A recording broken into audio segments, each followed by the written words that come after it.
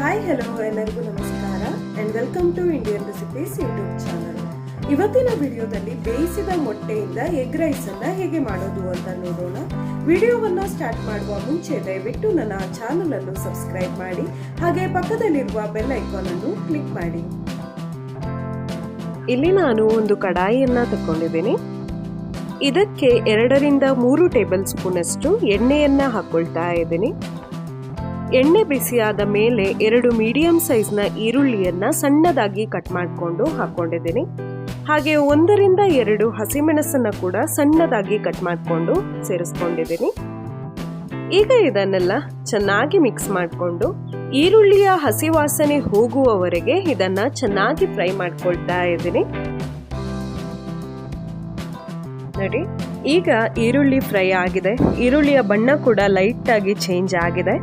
ಈರುಳ್ಳಿ ಇಷ್ಟು ಫ್ರೈ ಆದ್ರೆ ಸಾಕು. ಈಗ ಇದಕ್ಕೆ 1 ಟೇಬಲ್ ಸ್ಪೂನ್ ಅಷ್ಟು ಶುಂಠಿ ಬೆಳ್ಳುಳ್ಳಿಯ ಪೇಸ್ಟ್ ಅನ್ನ ಹಾಕೊಳ್ತಾ ಇದ್ದೀನಿ. ಈ ಶುಂಠಿ ಬೆಳ್ಳುಳ್ಳಿ ಪೇಸ್ಟ್ ನ ಹಸಿ ವಾಸನೆ ಹೋಗುವವರೆಗೆ ಇದನ್ನ ಚೆನ್ನಾಗಿ ಫ್ರೈ ಮಾಡ್ಕೊಳ್ತಾ ಇದ್ದೀನಿ. ಈಗ ಇದ್ರ ಜೊತೆಗೆ 2 ಟೊಮೆಟೊವನ್ನ ಸಣ್ಣದಾಗಿ ಕಟ್ ಮಾಡಿಕೊಂಡು ಹಾಕೊಳ್ತಾ ಇದ್ದೀನಿ. ಈಗ ಈ ಟೊಮೆಟೊವನ್ನೆಲ್ಲ ಚೆನ್ನಾಗಿ ಮಿಕ್ಸ್ ಮಾಡಿಕೊಂಡು ಟೊಮೆಟೊ ಚೆನ್ನಾಗಿ ಸಾಫ್ಟ್ ಆಗುವವರೆಗೆ ಇದನ್ನ ಬೇಯಿಸ್ಕೊಳ್ತಾ ಇದ್ದೀನಿ. ನೋಡಿ, ಈಗ ಟೊಮೆಟೊ ಬೆಂದಿದೆ, ಚೆನ್ನಾಗಿ ಸಾಫ್ಟ್ ಆಗಿದೆ. ಈಗ ಇದಕ್ಕೆ 1/2 ಟೀ ಸ್ಪೂನ್ ಅಷ್ಟು ಅರಿಶಿನ ಪುಡಿಯನ್ನ ಹಾಕೊಳ್ತಾ ಇದ್ದೀನಿ.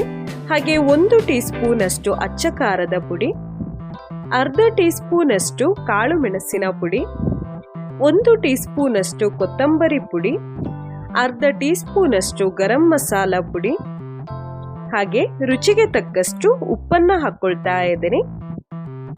ಈಗ ಈ ಮಸಾಲವನ್ನೆಲ್ಲ ಚೆನ್ನಾಗಿ ಮಿಕ್ಸ್ ಮಾಡ್ಕೊಳ್ತಾ ಇದ್ದೀನಿ. ನೋಡಿ, ಈಗ ಇದು ಚೆನ್ನಾಗಿ ಮಿಕ್ಸ್ ಆಗಿದೆ. ಇದನ್ನ 2 ರಿಂದ 3 ನಿಮಿಷಗಳ ತನಕ ಚೆನ್ನಾಗಿ ಬೇಯಿಸ್ಕೊಳ್ತಾ ಇದ್ದೀನಿ.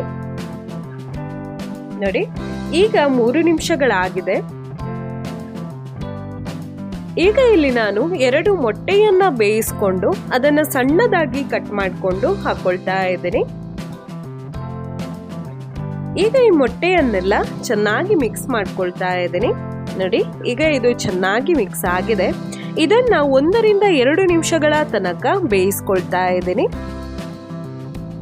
ನೋಡಿ, ಈಗ 2 ನಿಮಿಷಗಳಾಗಿದೆ.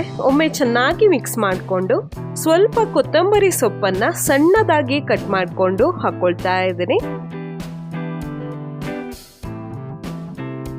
ಈಗ ಇದನ್ನ ಕೂಡ ಚೆನ್ನಾಗಿ ಮಿಕ್ಸ್ ಮಾಡಿಕೊಂಡು 1 ರಿಂದ 2 ನಿಮಿಷಗಳ ತನಕ ಬೇಯಿಸ್ಕೊಳ್ತಾ ಇದ್ದೀನಿ. ಈಗ ನಾನಿಲ್ಲಿ ಅನ್ನವನ್ನ ಹಾಕೊಳ್ತಾ ಇದ್ದೀನಿ.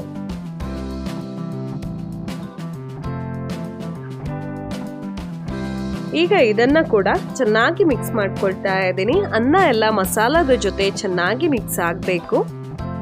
ನೋಡಿ, ಈಗ ಇದು ಚೆನ್ನಾಗಿ ಮಿಕ್ಸ್ ಆಗಿದೆ. ಈಗ ಇದನ್ನ 3 ರಿಂದ 4 ನಿಮಿಷಗಳ ತನಕ ಇದನ್ನ ಬೇಯಿಸ್ಕೊಳ್ತಾ ಇದ್ದೀನಿ.